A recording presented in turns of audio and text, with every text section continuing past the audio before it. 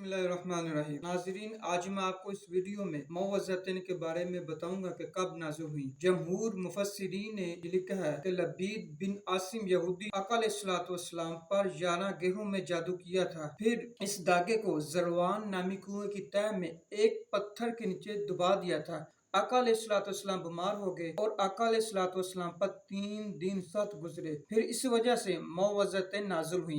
हज़रत जिब्राइल अलैहिस्सलाम ने आकर उस जादू की जगह की खबर दी। तब आका अलैहिस्सलाम ने हज़रत अली और हज़रत तलहा को भेजा और वो उस धागे को लेकर आए। हज़रत जिब्राइल अलैहिस्सलाम ने आका अलैहिस्सलाम से कहा, आप ये आयत पढ़ते जाएं, गिरा खोलते जाएं। आका अलैहिस्सलाम ने आयत पढ़ने लगे और गिरा खोलने लगी। तब आका अलैहिस्सलाम की तबीयत ठीक होती गई। दुआ है कि अल्लाह ताला हमें इस पर अमल करने और दूसरों तक पहुंचाने की तौफीक अता फरमाए और मौअज़तैन की तिलावत करने की तौफीक अता फरमाए।